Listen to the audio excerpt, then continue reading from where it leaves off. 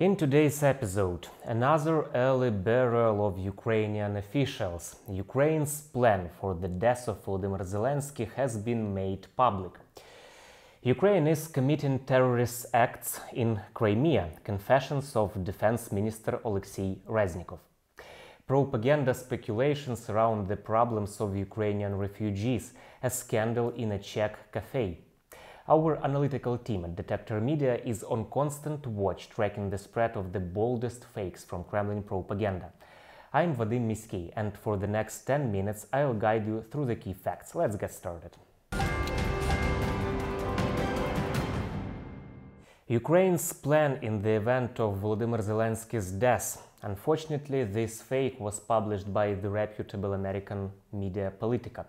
Of course, the story was picked up by Kremlin propagandists. Supposedly, in the event of the president's death, the governing council will include the heads of the Verkhovna Rada, the president's office, the Minister of Foreign Affairs and the Minister of Defense.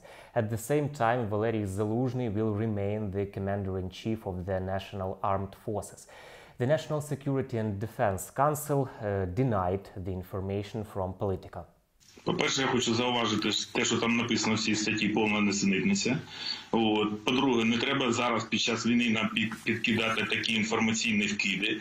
Більш того, я хочу зауважити, що навіть посади людей, які визначені в цій статті, ці журналісти, на превеликий жаль, взагалі не розуміють, про що йдеться мова. Це абсолютно некоректна така інформація, ніяких планів немає. Є президент країни, верховний головнокомандуючий Збройних сил нашої країни, який виконує свої обов'язки. Для чого це зробило поважне видання «Політика», мені складно сказати, але ми можемо здогадуватись. Тому що це непроста ситуація. І ще раз наголошую, у нас є чітке розуміння, у нас є Конституція, у нас є закон, ми знаємо, як треба робити.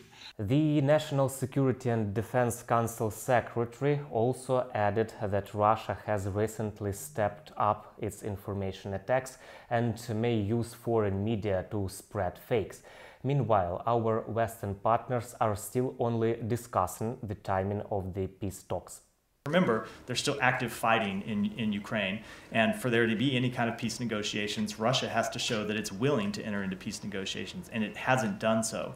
So from our perspective, this is still a chance for countries in the world to hear directly from Ukraine. Obviously, we hope that every country in the world would support Ukraine's position, and every country in the world would take the position that we do, that Ukraine's territorial integrity and sovereignty ought to be respected. So whenever we have conversations with other countries, we are encouraging them to adopt that point of view, and we will be encouraging them to adopt that point of view in these talks. But we do look at this as part of a process. I would like to point out that last year the Washington Post wrote that Putin wanted to seize Ukraine quickly, kill President Volodymyr Zelenskyy, and the occupation army planned to reach the western regions, which the Russian dictator considers neo-Nazi and populated by Russophobes. Ukraine is committing terrorist attacks in Crimea, Defense Minister Oleksiy Reznikov has supposedly admitted.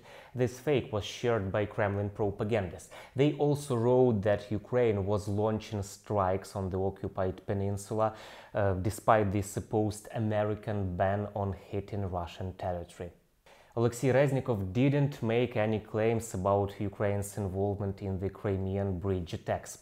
In an interview with CNN, the Minister of Defense only said, I quote, "All these targets are official targets because it will reduce their capacity to fight against us and will help to save lives of Ukrainians."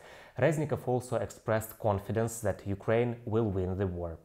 It's absolutely understandable that it will be a political decision. After then, we will win this war. Because during this war, we have no options to have unanimous voting. Because Article number 5 and some countries will be reluctant. But after the victory, after then we will win this war, it will be in the interest of NATO. Because we became a real eastern shield of NATO, or eastern shield of Europe. Ukrainians proved that we have a real combat experience how to deter Russians, to defeat them, to beat them, and win, using NATO standard weaponry. Propagandists also claim that Kyiv was involved in drone strikes on Moscow. В последнее время киевский режим перешел к террористической деятельности разлива запрещенной ИГИЛ и Аль-Каиды. Это связано в первую очередь с очевидным провалом контрнаступления ВСУ, которое щедро спонсируется США, Британией и другими странами НАТО. Режим Зеленского не стесняется публично брать на себя ответственность за акции террористического характера, поскольку уверен, что осуждение со стороны так называемого цивилизационного западного мира не последует. Я приведу одну цитату. Глава Минцифры Украины Михаил Альбертович Федоров не только подтвердил причастность Киева к атакам беспилотными летательными аппаратами на Крым и Москву, но и пообещал, что они продолжатся, а их число будет расти. I should add that the Minister of Digital Transformation of Ukraine did not claim any connection between Kyiv and the explosions in Moscow. Mikhail Fedorov wrote on Telegram, I quote, "Last night drones attacked the org capital and Crimea. Electronic warfare and air defense are less and less able to protect the invaders' skies. Whatever is happening there will be more of it." End of quote.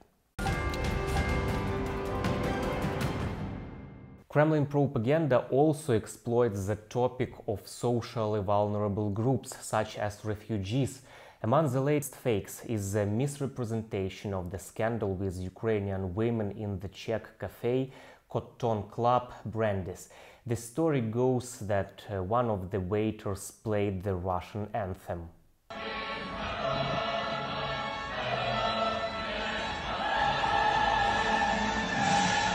The refugees requested the anthem to be stopped. In response, the staff played the sound of air raid sirens. Reports suggested that the waiters' action was intended to get rid of what they described as unruly Ukrainian women. However, there is no indication of any unruliness as shown by the establishment management's response. After all, one of the Ukrainian women posted a video from Cotton Club Brandis on social media, and it went viral. The owner of the cafe called the women and apologized. The cafe also published its statement on social media to quote, "We do not agree with the political views of our employees and distance ourselves from them. We also do not agree with the violation of human rights and freedoms that is taking place against Ukraine." End of quote. The employee who initiated the conflict was fired. The Czech president has repeatedly expressed support for Ukraine in its fight against Russian aggression. Unlike in the past, when we saw the confrontation, ideological confrontation between East and West, today what we see is a global competition of the systems. On one hand, democratic countries, wherever they are. On the other hand, different types of autocratic regimes, being it China, North Korea, Iran, Russia, and many other countries in Africa that are closer to autocracy than to democracy. All these countries follow a different set of values. And their argument is that the West, the democracies, have developed the existing world order to fit their interests. And now the time has come to change the world order to fit more to this multipolar vision of the world. I would like to note that in June, Czech President Petr Pavel met with a Ukrainian schoolgirl who was bullied by her Czech classmates during a school trip. According to the Czech authorities, more than 300,000 refugees from Ukraine have found shelter in the Republic. The French satirical magazine Charlie Hebdo was falsely reported to have featured an angry Ukrainian saber fencer Olga Harlan on its cover. This disinformation was being spread by Kremlin propagandists, claiming the cover was referring to an incident at the World Fencing Championship in Milan, where Olga Harlan refused to shake hands with her defeated Russian opponent. However, Stop Fake fact-checkers investigated the case and found out that no such cover existed in the official archive of the publication. As a reminder, Harlan was withdrawn from the World Championships when, after defeating Anna Smirnova, a neutral athlete from Russia, she refused to salute her. This incident was widely promoted by propagandists.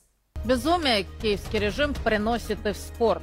Грандиозный скандал случился на чемпионате мира по фехтованию. Неадекватная украинская саблистка Ольга Харлан после поединка отказалась пожать руку россиянке Анне Смирновой.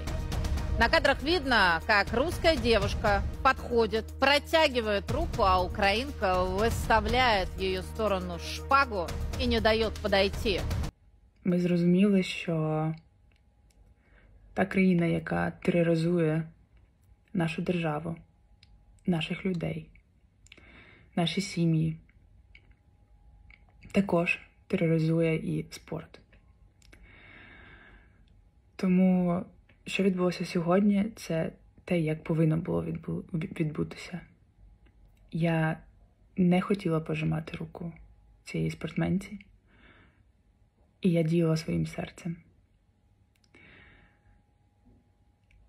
Тому, коли я почула про те, що мене хочуть зняти змагань, дискваліфікувати і дати мені чорну картку, звісно, це мене вбило. Later, Olga Harlan received an automatic qualification for the 2024 Olympics from the International Olympic Committee. And finally, a funny video. The year is 2016. The main characters of the program are Olga Harlan and Volodymyr Zelenskyy. Baby sweat, baby sex is a Texas drought. Me and you do the kind of stuff that only Prince would sing about. So put your hands down my pants and I'll bet you'll feel nuts. Yes, I'm Cisco, yes, I'm Ebert, and you're getting 2 thumbs up. You've had a kind of stuff that only Prince would sing about. So put your hands down my pants and I'll bet you'll feel nuts. Yes, I'm Cisco, yes, I'm Ebert, and you're getting 2 thumbs up. You've had a... I'm convinced that we will yet see President Volodymyr Zelenskyy smiling like that when Ukraine wins. Stay tuned so that you never fall for Kremlin propaganda. Good luck!